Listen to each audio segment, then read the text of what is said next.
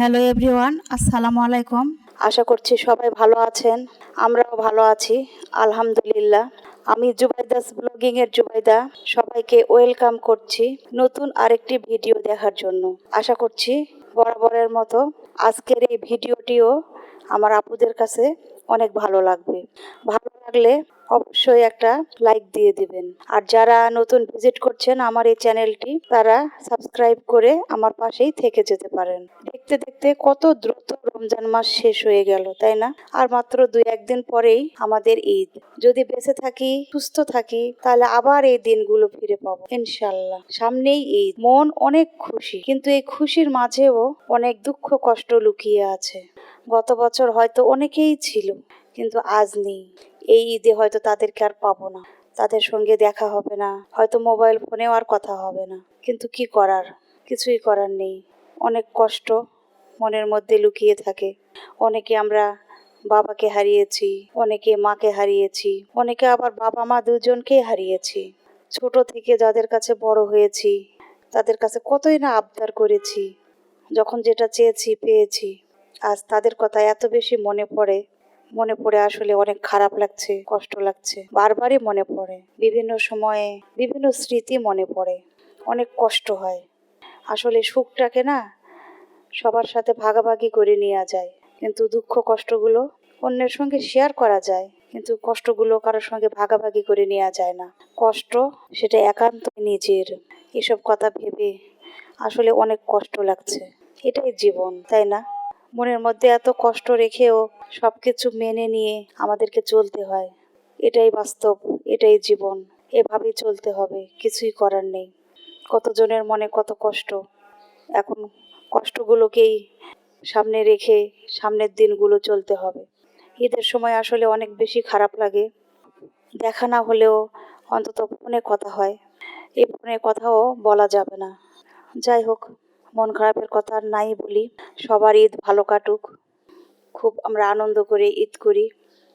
আমাদের জীবন আনন্দময় হয়ে উঠুক। আমরা যে যেখানে আছি, আমাদের সবার জীবন আনন্দে ভরে উঠুক, আনন্দময় হোক, এই দোয়াই থাকবে আমার সবার জন্য। আমি আপনাদের জন্য মন খুলে দোয়া করি। আমিও চাই আপনারাও আমার জন্য দোয়া করবেন, আমার এই ছোট্ট পরিবারের জন্য দোয়া করবেন। আপনারাও ভালো থাকবেন, আমরাও যেন ভালো থাকতে পারি। আমরা সবাই সবার জন্য দোয়া করি। এই রমজান মাস শেষ হয়ে যাচ্ছে। আমরা আল্লাহর কাছে সব সময় ক্ষমা চেয়ে নেব। আমাদের চলার পথে অনেক ভুল ভ্রান্তি আছে, আল্লাহ যেন আমাদেরকে ক্ষমা করে দেন, আল্লাহ যেন আমাদেরকে নেক হায়াত দান করেন। আমরা সবসময় আল্লাহর কাছে ভালো কিছু চেয়ে নেব। তো এটাই মনে হয় আমার রমজানের শেষ ব্লগ, ইফতার সেহরির। কারণ এরপরে তো ঈদ চলে আসছে, এরপরে হয়তো আর ইফতার সেহরির ব্লগ দেওয়া যাবে না। এটাই হয়তো আমার শেষ। এরপরে যে দৈনন্দিন জীবনের কাজকর্ম, সেগুলোই হয়তো আমি আপনাদের সাথে শেয়ার করব। আমার চ্যানেলটি অনেক ছোট, আপনাদের সাহায্য সহযোগিতা পেলে, আপনাদের সাপোর্ট পেলে অবশ্যই আমার চ্যানেলটি অনেক বড় হবে। আমি সবসময় আশাবাদী, আমি সবসময় আশা নিয়েই বাঁচি। ইনশাল্লাহ আমিও একদিন বড় হতে পারবো আপনাদের সাপোর্ট থাকলে। আপনারা অবশ্যই আমাকে সাপোর্ট করবেন। আমি মন থেকে চাই আপনাদের সাপোর্ট পেলে অবশ্যই আমি সামনের দিকে এগিয়ে যেতে পারবো। তো যাই হোক, অনেক কথাই বললাম।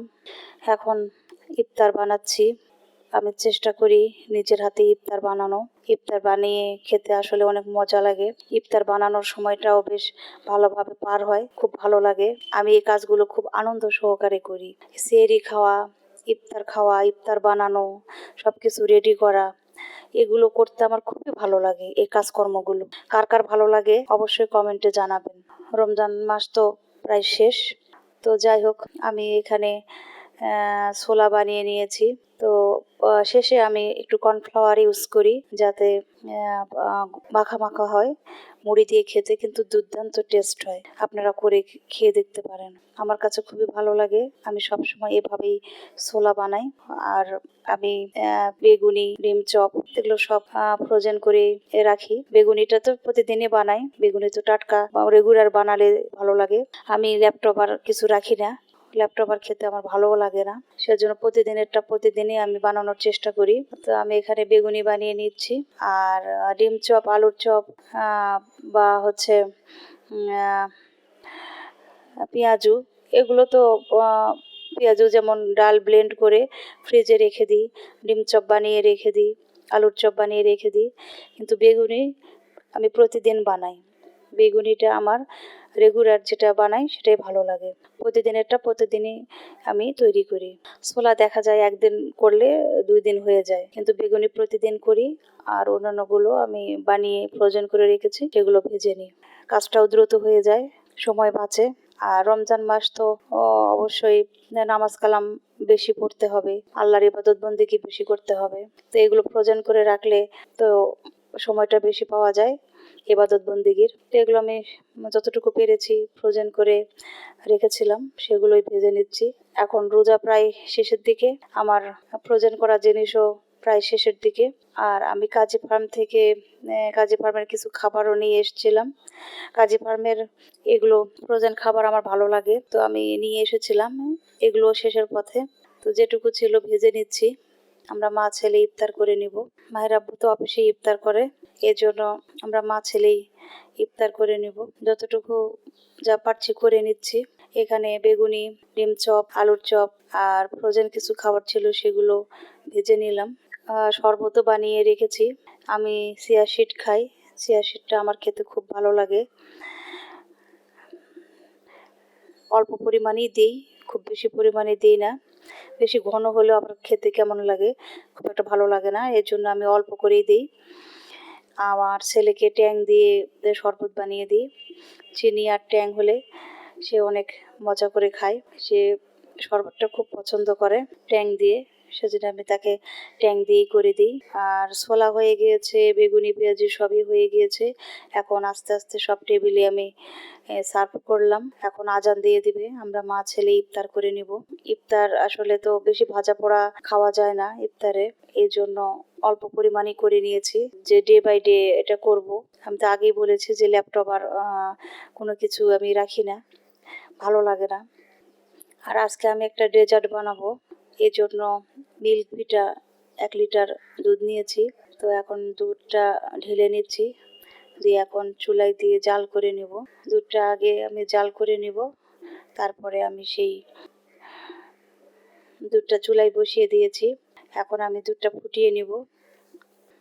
আমার ছেলে ইফতারে একটা ডেজার্ট খুব পছন্দ করে, যেই হোক, সাগর পায়েস হোক বা কাস্টার্ড হোক বা পুডিং হোক, যেটাই হোক, একটা কোনো ডেজার্ট থাকলে সে অনেক খুশি হয়। সেজন্য আমি চেষ্টা করি এই কোনো না কোনো একটা ডেজার্ট বানিয়ে রাখার জন্য। এর আগেও বানিয়েছি, তো আজকে কাস্টার্ড বানাবো। আমি এখানে আহমেদের কাস্টার্ড পাউডারটা নিয়েছি। কাস্টার্ড বানানোটা এখন খুবই সোজা হয়ে গিয়েছে, কাস্টার্ড পাউডার দিয়েই কিন্তু খুব সহজেই কাস্টার্ড বানিয়ে নেওয়া যায়। এটা বানাতে খুব একটা সময় লাগে না, খুব সহজেই দ্রুত গতিতে এটা করে নেওয়া যায় এবং বেশ কিছুদিন ফ্রিজেও রেখে খাওয়া যায়। আর কাস্টার্ড সব সময় তো ফল ফ্রুটস দিয়েই আমরা খাই, বিভিন্ন রকমের ফ্রুটস দিয়ে। আমার ছেলে কিন্তু ফ্রুটস একদমই পছন্দ করে না, ও কাস্টার্ড বানিয়ে দিলে ও এমনি এমনি খায়, কোনো ফ্রুটস দেয় না, তার কাছে নাকি ফ্রুটস ভালো লাগে না, এই জন্য সে কোনো ফ্রুটস দিয়েই খায় না। কিন্তু আমি আর মাহির আব্বু সবসময় আমরা বিভিন্ন রকমের ফ্রুটস ব্যবহার করি, ফ্রুটস দিয়ে খাই, আমাদের ভালো লাগে। তো যে যেটা পছন্দ করে সে সেভাবেই খেতে পারে, কোনো সমস্যা নেই। তো আমি এখানে কাস্টার্ড পাউডার নিয়েছি, নিয়ে পানি দিয়ে একটু সামান্য গুলিয়ে নিলাম, নিয়ে এখন যতটুকু চিনি লাগবে চিনি দিলাম। আর দুধ তো আমি আগেই ফুটিয়ে রেখেছি, এখন আমি এখানে দুধটা দিয়ে দিচ্ছি সুন্দর করে। এখন এখানে মিশিয়ে নিব ভালোভাবে, দুধ চিনি আর কাস্টার্ড পাউডারটা ভালো করে মিশিয়ে নিতে হবে। আমি একটা চামচের সাহায্যে প্রথমে মিশিয়ে নিচ্ছিলাম, আসলে হচ্ছিল না ভালোভাবে, সেজন্য এখন এই খুন্তি ব্যবহার করছি, এই খুন্তিটা দিয়েই ভালো করে মিশিয়ে নিচ্ছি। এটা আসলে এভাবে খুন্তি দিয়ে মিশিয়ে নেওয়াটাই ভালো, খুব সহজে মিশানো যায় এবং ভালোভাবে হয়, মিশিয়ে যায় খুব ভালোভাবে। তো আমি এখন চুলায় কাস্টার্ড পাউডারটা চুলায় চাপানোর পরে এখন অনবরত নাড়তে হবে, তা না হলে নিচে দলা পেকে যাবে।